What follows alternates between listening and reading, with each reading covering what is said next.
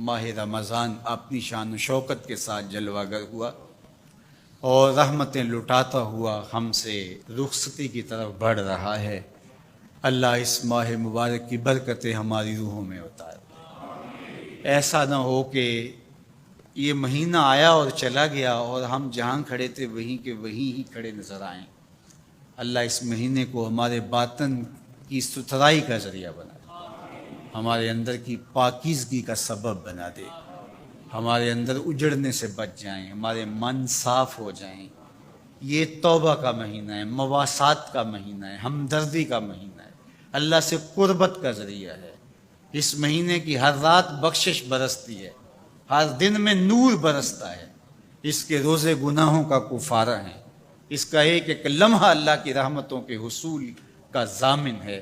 تو آئیے میں اور آپ اس ماہ مبارک میں اللہ کے حضور سچی توبہ کر کے اس کی خاص رحمتوں سے مالا مال ہوں، اور لیلۃ الجائزہ جو آنے والی ہے، جس کو ہم چاند رات کہتے ہیں، یہ رات اللہ کی خاص رحمتوں کے بٹنے کی رات ہوتی ہے۔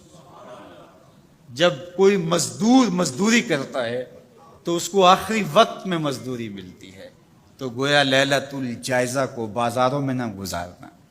کچھ لوگ اہتمام سے اپنے کام مؤخر کرتے رہتے ہیں کہ ہم اس رات بازار جائیں گے، وہ رونق میلہ دیکھنا چاہتے ہیں، اور بہت سارے اوباش، بے حیا اور عیاش مزاج کے لوگ تو وہاں ہجوم میں گھس کر کے اپنی خواہشات کی تکمیل کرتے ہیں۔ تو یہ کتنی غلاظت اور کتنی گندگی ہے کہ رمضان المبارک کا مہینہ جو ہے وہ گزرا اور ابھی شیطان کھلے اور سب سے پہلے آ کے اس کو چمٹ گیا اور اس کو کہاں لا کے کھڑا کر دیا۔ تو لیلۃ الجائزہ